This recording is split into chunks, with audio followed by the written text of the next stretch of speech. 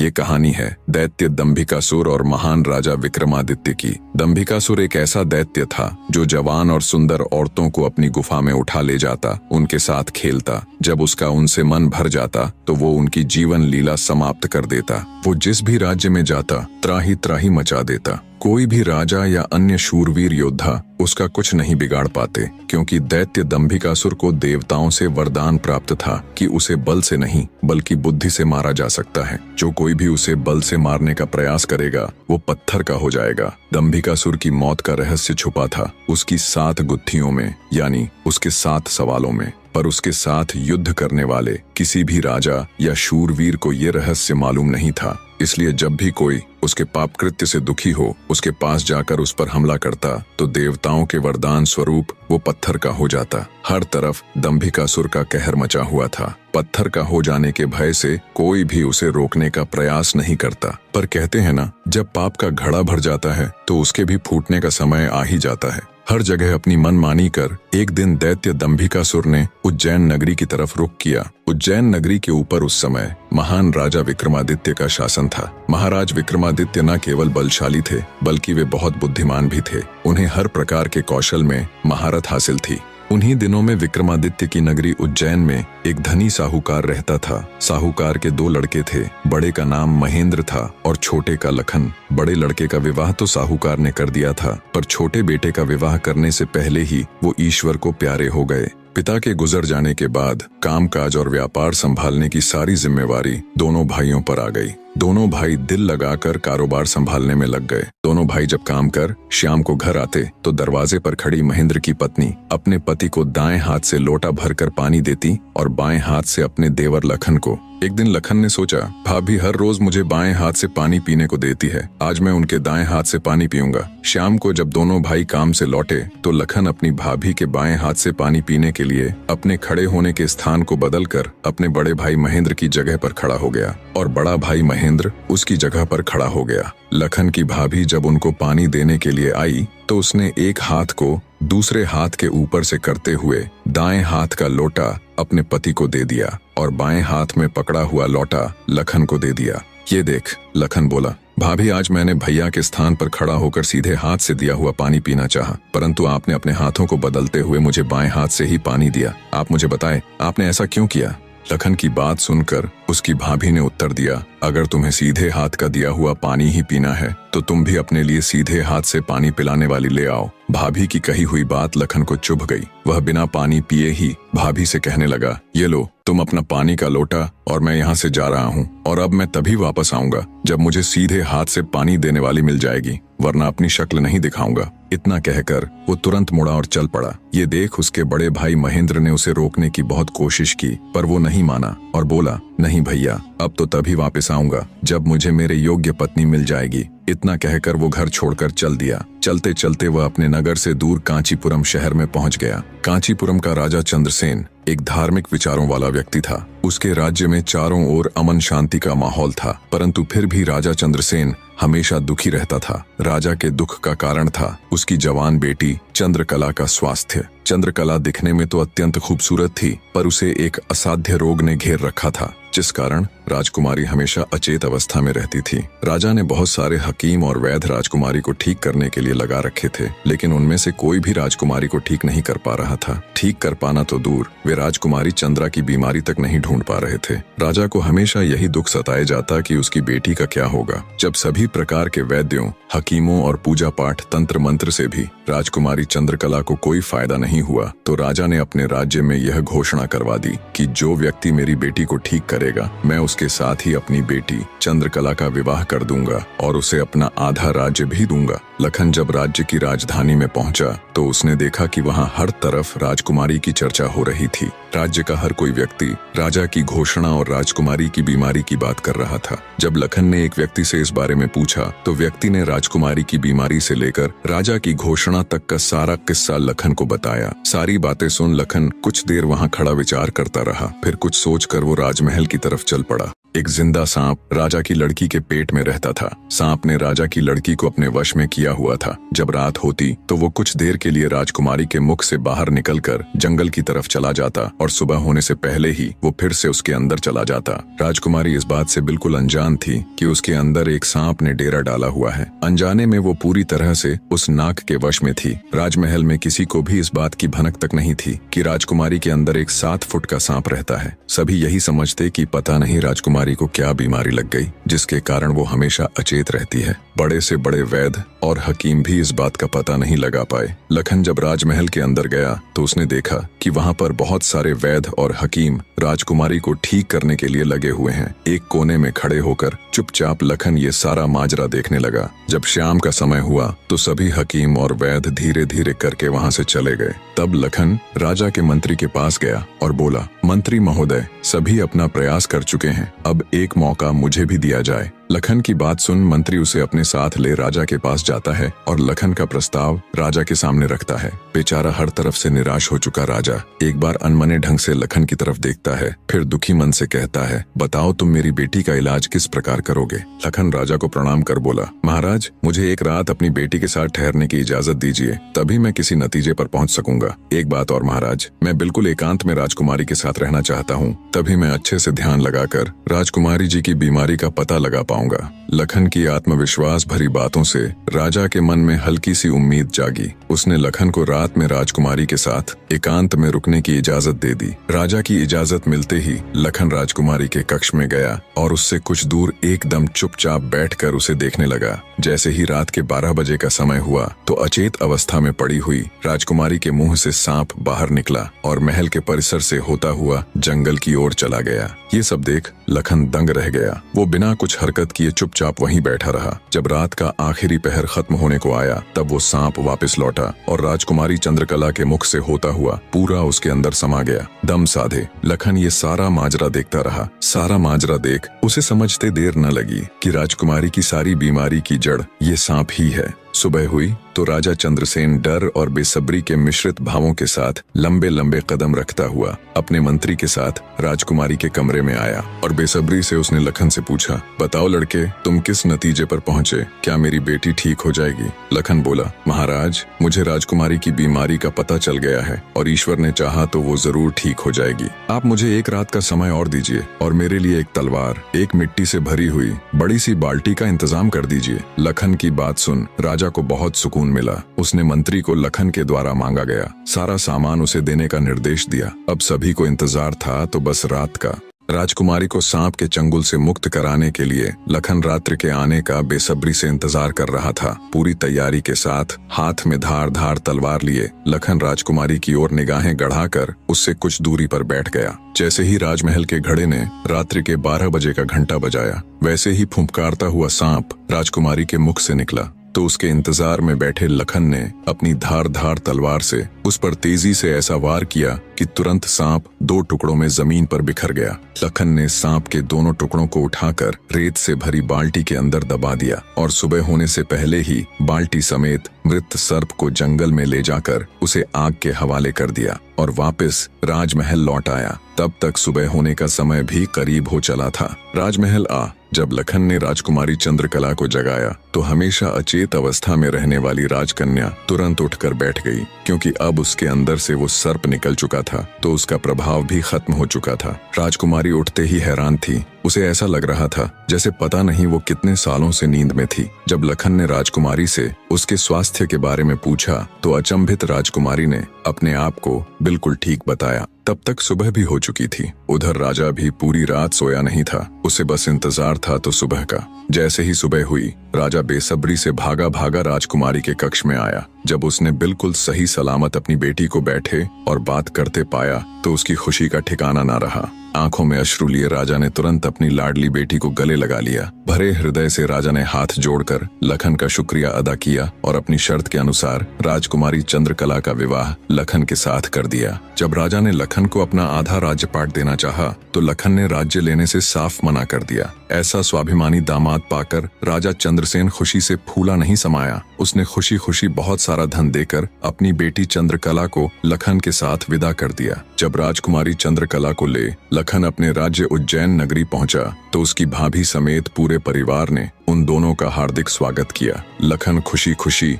अपनी नवविवाहिता पत्नी राजकुमारी चंद्रकला के साथ रहने लगा। कुछ ही दिन बाद उज्जैन नगर में एक भव्य समारोह था जिसमें राजकुमारी चंद्रकला भी अपनी भाभी के साथ समारोह देखने गई हुई थी। तभी मेले में दूसरी तरफ से दैत्य दंभिकासुर ने प्रस्थान किया। इतने बड़े दानव को देख समारोह में हड़कंप मच गया। हर कोई अपनी जान बचाने के लिए इधर उधर भाग रहा था। दैत्य को देख राजकुमारी चंद्रकला भी अपनी भाभी के साथ जब समारोह से भागकर जाने लगी तभी दंभिकासुर की नजर राजकुमारी चंद्रकला पर पड़ गई। राजकुमारी के रूप यौवन को देखते ही दानवराज दंभिकासुर उस पर मोहित हो गया। दैत्य अपने पूरे जीवन काल में बहुत सी स्त्रियों के साथ खेला था पर आज तक उसने इतनी सुंदर स्त्री कभी नहीं देखी थी। पलक झपकते ही उसने चंद्रकला को उठा लिया और उसे राज्य के बाहर अपनी गुफा में ले गया।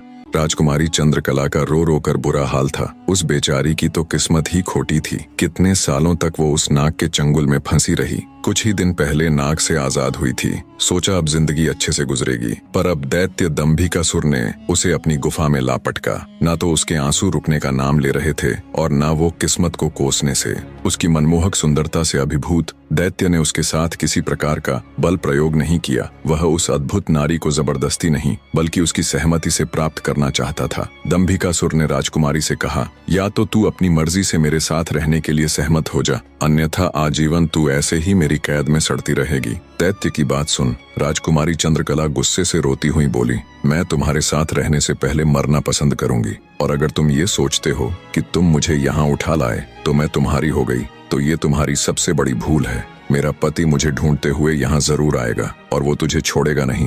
राजकुमारी की बात सुन दंभिकासुर घिनौनी हंसी हंसते हुए बोला, लगता है तुम पागल हो गई हो। मैंने तुम्हें यहाँ 7 तालों के भीतर बंद किया है। यहाँ तक किसी का भी पहुँचना असंभव है और अगर गलती से कोई यहाँ तुझे ढूंढता हुआ आ भी गया तो मैं उसे एक कीड़े की तरह मसल दूंगा। ये तो तेरी सूरत मुझे भा गई, वरना अब तक तू भी कब की ऊपर जा चुकी होती। तेरी भलाई इसी में है कि तू स्वेच्छा से मेरी बात मान जा, वरना अंजाम बहुत बुरा होगा। इतनी बात कह दंभिकासुर वहां से चला गया। उधर जब मेले से दंभिकासुर राजकुमारी को उठाकर ले गया था तो लखन की भाभी बेचारी बेबस और लाचार सी बस उसे देखती रह गई। बहते अश्रुओं के साथ वो घर जाती है और सारा किस्सा लखन को कह सुनाती है। भाभी की बात सुन लखन के पैरों नीचे से जमीन सरक जाती है। वो तुरंत भारी कदमों से अपनी पत्नी चंद्रकला को खोजने निकल पड़ता है। कई दिनों तक जंगलों और शहरों की खाक छानता भूखा प्यासा लखन अपनी पत्नी को ढूंढता ढूंढता भटक रहा था। तभी उसे एक कुटिया दिखाई देती है।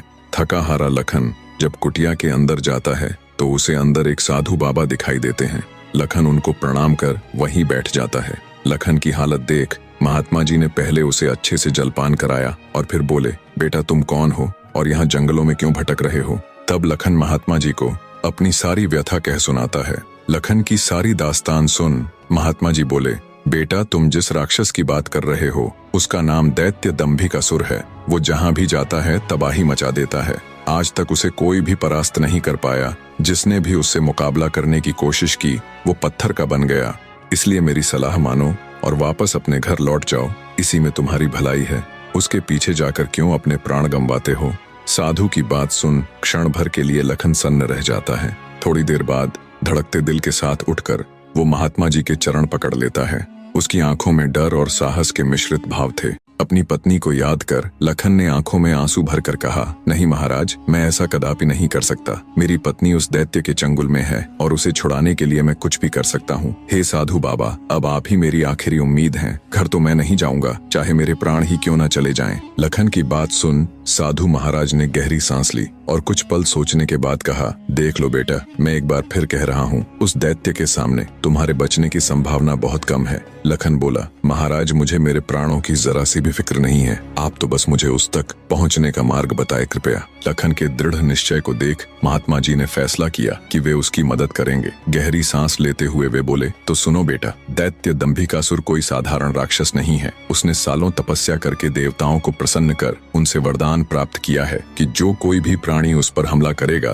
तो वह तुरंत पत्थर का बन जाएगा। उसे पराजित करने का सिर्फ एक ही उपाय है, वो है उसकी 7 गुत्थियों को हल करना, यानी उसके 7 प्रश्नों के सही जवाब देना। अगर तुम्हारे एक भी जवाब से वो संतुष्ट नहीं हुआ, अर्थात तुमने गलत जवाब दिया, तो भी तुम तुरंत पत्थर के बन जाओगे। उसके हर एक सवाल के हर सही जवाब के साथ उसकी शक्ति कम होती चली जाएगी और उसके सभी 7 प्रश्नों का ठीक ठीक जवाब देने पर अंततः वो शक्तिहीन हो जाएगा। फिर तुम उसके ऊपर आक्रमण कर उसे पराजित कर सकते हो। पर बेटा, वो बिना शक्तियों के भी बहुत बलशाली है, तुम फिर भी उसका मुकाबला नहीं कर पाओगे। महात्मा जी की बात सुन और दैत्य दंभिकासुर को पराजित करने का पूरा उपाय जान। डर की लहर के साथ लखन का पूरा शरीर झंझना जाता है, पर फिर वो अपनी पत्नी को याद कर दैत्य दंभिकासुर के पास जाने का निर्णय लेता है। लखन ने महात्मा जी के चरण छूकर कहा, महाराज, मैं तैयार हूँ, कृपया मुझे उस दैत्य के पास जाने का मार्ग बताएं। महात्मा जी ने लखन को आशीर्वाद देते हुए दैत्य दंभिकासुर की गुफा का रास्ता बता दिया।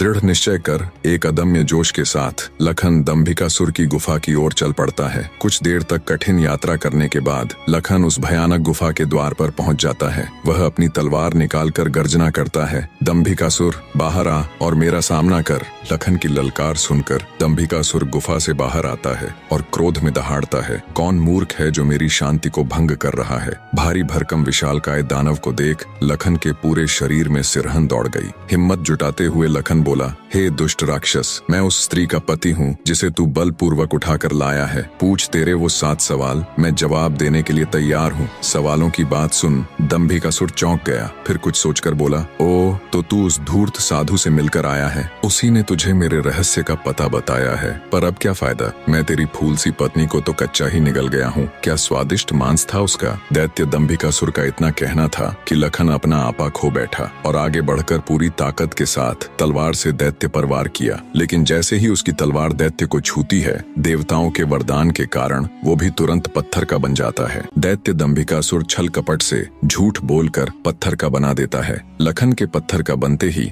दैत्य दंभिकासुर जोर जोर से शैतानी हंसी हंसता है। बड़ा आया था मेरी 7 गुत्थियों को सुलझाने वाला। उसकी शैतानी हंसी से सारी वादियां दहल उठती हैं। घिनौनी हंसी हंसता हुआ दंभिकासुर अपनी गुफा में जाता है और राजकुमारी चंद्रकला से कहता है, एक कीड़ा आया था बाहर, कह रहा था तुम्हारा पति है। तुम तो बड़े बड़े दावे कर रही थी कि मेरे पति को जब मालूम चलेगा तो वो मुझे छोड़ेगा नहीं। अरे उसे मसलने के लिए तो मुझे अपने हाथों की भी जरूरत नहीं पड़ी। एक छोटे से झूठ से ही विचलित हो मिट्टी में मिल गया। इतना कह दानव जोर जोर से हंसता है। दंभिकासुर की बात सुन राजकुमारी चंद्रकला एकदम सन्न रह जाती है, मानो उसके शरीर में प्राण ही न हो। कुछ देर बाद जब थोड़ा होश संभाला तो रोती गिड़गिड़ाती हुई राजकुमारी बोली, दुष्ट दानव, क्या किया तूने मेरे पति के साथ। ऐसा नहीं हो सकता, मेरा पति नहीं मर सकता। कह दे कि तूने मुझसे झूठ कहा है। राजकुमारी चंद्रकला की बात सुन दंभिकासुर बोला, मूर्ख स्त्री, तूने मुझे समझ क्या रखा है कि तेरा वो कीड़ा पति मुझे मारेगा।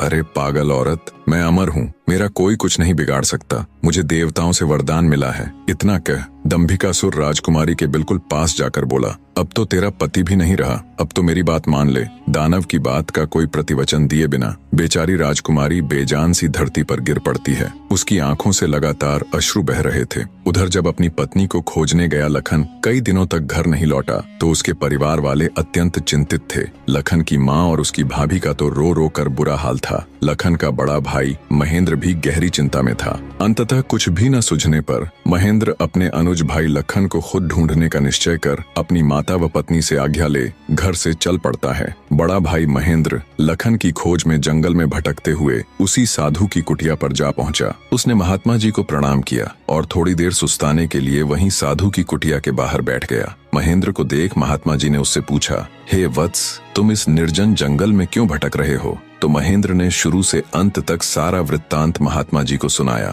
सारा वृत्तांत सुन महात्मा जी के चेहरे पर चिंता की लकीरें उभर आईं। उन्हें इस प्रकार विचार मग्न देख महेंद्र ने पूछा, हे महाराज, मेरी बात सुनकर आप किन विचारों में खो गए और आपके चेहरे पर ये चिंता की लकीरें मैं साफ देख सकता हूँ। इसका क्या कारण है गुरुजी? महात्मा जी ने गंभीर स्वर में कहा, हे वत्स, मैं तेरे भाई लखन को जानता हूँ। वह भी मेरे पास आया था और उसने मुझे सारा वृत्तांत सुनाया था कि कैसे वह राक्षस उसकी पत्नी को उठा ले गया। महात्मा जी की बात सुनकर महेंद्र एकदम स्तब्ध रह गया। उसकी आंखों में आश्चर्य और चिंता के भाव उभर आए। महेंद्र बोला, तो कहाँ है मेरा अनुज महाराज? वो ठीक तो है? वो घर क्यों नहीं लौट रहा? हे महाराज, कृपया जल्दी से मुझे बताएं, मुझसे सब्र नहीं हो रहा। जब महेंद्र अपने छोटे भाई लखन के बारे में साधु महाराज से पूछता है तो साधु जी लखन के उनके पास आने से लेकर दैत्य दंभिकासुर के पास जाने तक का सारा वृतांत कह सुनाते हैं। सारी बात सुन महेंद्र महात्मा जी के चरण पकड़ लेता है और कहता है, हे साधु महाराज, आप तो सर्वज्ञानी हैं। जब आपको दैत्य दंभिकासुर के रहस्य के बारे में पता था तो अवश्य आप ये भी जानते होंगे कि लखन का यहाँ से जाने के बाद क्या हुआ। हे महाराज, कृपया मुझे बताए कि आगे क्या हुआ। तब साधु बाबा गंभीर स्वर में बोले, हे वत्स, आगे वही हुआ जिसका मुझे पहले से ही भय था। मैंने लखन को जाने से पहले बार बार समझाया था और उसे अच्छी तरह से उस दुष्ट दानव की शक्तियों से अवगत भी करवाया था, पर उसने मेरी बात नहीं मानी और अपनी पत्नी को बचाने के लिए उस दैत्य से भिड़ गया। फलस्वरूप उस धूर्त दानव ने छल कपट से उसे भी पत्थर का बना दिया। इतना सुनते ही महेंद्र को कांटो तो खून नहीं, उसका चेहरा एकदम से पीला पड़ गया और हल्क सूख गया। कुछ दिन पहले ही तो उनके पिताजी उन्हें छोड़कर चले गए थे और अब उसे जान से भी प्यारा छोटा भाई लखन भी पत्थर का बन गया। उसकी हालत देख महात्मा जी उसे सांत्वना देते हुए बोले, बेटा, अब क्या हो सकता है? होनी को कौन टाल सकता है? महेंद्र तो जैसे शून्य में था, मानो उसके शरीर में प्राण ही ना हो। कुछ देर तक वहाँ घोर सन्नाटा छाया रहा। कुछ होश ठिकाने आने पर आंखों में अश्रु लिए महेंद्र बोला, हे महाराज, अब आप ही मेरी मदद कीजिए और मुझे रास्ता दिखाए जिससे मेरा अनुज फिर से अपने मानव रूप में लौट आए। महेंद्र की बात सुन महात्मा जी बोले, बेटा, ऐसा तो कोई रास्ता नहीं है। जैसा कि मैंने बताया, उस दुष्ट दानव की 7 गुत्थियों का जवाब देना ही इस समस्या का एकमात्र हल है। कोई व्यक्ति जब उसके सभी सवालों के जवाब देकर उसे पराजित कर मौत के घाट उतार देगा, तब तुम्हारा भाई लखन ही नहीं बल्कि उस मक्कारी दैत्य द्वारा श्रापित किए गए सभी जीव अपने वास्तविक रूप में लौट आएंगे। महेंद्र बोला, महाराज, आप तो सर्वशक्तिमान हैं, फिर आप ऐसा क्यों नहीं करते? महेंद्र की बात सुन महात्मा जी बोले, बेटा, बेशक मैं उस पापी दानव के सभी सवालों का जवाब दे सकता हूँ, पर मेरी भी कुछ सीमाएं हैं जिन्हें मैं चाह कर भी नहीं लांघ सकता। इतना कह साधु महाराज चुप हो जाते हैं। तब महेंद्र बोला, ठीक है महाराज, तो फिर मैं खुद जाऊंगा अपने अनुज को बचाने और उस दुष्ट दैत्य के सवालों का जवाब देने। महेंद्र की बात सुन महात्मा बोले, बेटा, तुम भी उसका कुछ नहीं कर पाओगे। फलत अपने भाई की तरह उसके जाल में फंसकर पत्थर के बन जाओगे। फिर भी अगर तुम जाने का निश्चय कर ही चुके हो तो एक बात का ध्यान रखना, वो दुष्ट तुम्हें भटकाने की कोशिश करेगा। उसकी बातों पर कोई भी प्रतिक्रिया दिए बिना सीधे उससे बस उसके सवाल पूछना। साधु महाराज के निर्देश सुन महेंद्र जी महाराज कह साधु से विदाई लेकर दैत्य दंभिकासुर की गुफा की ओर चल देता है। कठिन यात्रा करने के पश्चात महेंद्र उस भयानक गुफा के द्वार पर पहुंच जाता है और दैत्य दंभिकासुर को पुकारता है, हे दुष्ट दानव, बाहर आ, मैं आज तेरे सभी सवालों के जवाब दे तेरा काम तमाम कर दूंगा। महेंद्र की बातें जब दंभिकासुर सुनता है, गुस्से से लाल पीला हो दंभिकासुर गुफा से बाहर आकर दहाड़ने लगा। अब कौन मूर्ख मेरे हाथों से मरने आया है? उसकी दहाड़ इतनी शक्तिशाली थी कि पूरा जंगल थर्रा उठा। महेंद्र ने भी जब दैत्य के विकराल रूप को देखा तो क्षण भर के लिए तो वो भी ठिठका, पर फिर गुस्से से गर्जना करते हुए बोला, तो तू है वो दुष्ट राक्षस जिसने मेरे भ्राता की धर्मपत्नी का हरण किया और मेरे अनुज को पत्थर का बना दिया। दुष्ट दानव, आज तेरा अंत निश्चित है। पूछ फरेबी राक्षस, कौन से हैं तेरे वो 7 सवाल? मैं भी तो जानूं। दंभिकासुर घिनौनी हंसी हंसते हुए बोला, ओह, तो तू उस निकम्मे कीड़े का भाई है जो मेरे शाप की भेंट चढ़ गया। लगता है तेरा भी जीने से मन भर गया, जो तू सब जानते हुए भी यहाँ आया। महेंद्र क्रोध से दांत पीसते हुए बोला, घिनौने राक्षस, बातों में वक्त जाया मत कर। मैं तेरी बातों में आने वाला नहीं हूँ। जल्दी से पूछ तेरे वो सवाल, नहीं तो मैं तुझे इसी क्षण यमलोक पहुंचा दूंगा। ये सुन दंभिकासुर घिनौनी हंसी हंसकर नृत्य करते हुए बोला, सुन मूर्ख, मैंने तेरे भाई की पत्नी के साथ खूब विहार किया और जब मेरी इच्छा पूर्ण हुई तो उसके मांसल शरीर को कच्चा ही भक्षण कर लिया। क्या स्वादिष्ट मांस था उसका। अब तेरी बारी है, पर तुझे तो मैं पत्थर भी नहीं बनाऊंगा, सीधे तेरे टुकड़े टुकड़े कर डालूंगा। दैत्य दंभिकासुर के बोले गए ये बोल महेंद्र की छाती में किसी भाले की तरह लगे। अपने भ्राता की पत्नी के बारे में कहे गए शब्दों से उसके तन बदन में आग लग गई। सब कुछ अच्छे से जानते हुए भी महेंद्र अपने ऊपर काबू नहीं रख सका और दैत्य दंभिकासुर को मारने के लिए तेजी से उसकी तरफ लपका। जैसे ही उसने दैत्य के ऊपर अपनी पूरी ताकत लगा तलवार से वार किया, वैसे ही अपने भाई की तरह पल भर में वो भी पत्थर का बन गया। उसके पत्थर का बनते ही दंभिकासुर हंसते हुए बोला, तुम दोनों भाइयों की किस्मत में यही था कि तुम दोनों युगों युगों तक मेरी गुफा के प्रहरी बनकर रह जाओगे। इतना बुदबुदाकर दंभिकासुर अपनी गुफा में जाता है और राजकुमारी चंद्रकला को भी ये सब बता देता है और कहता है, तेरे दोनों रक्षक तो मेरे सामने ढेर हो गए,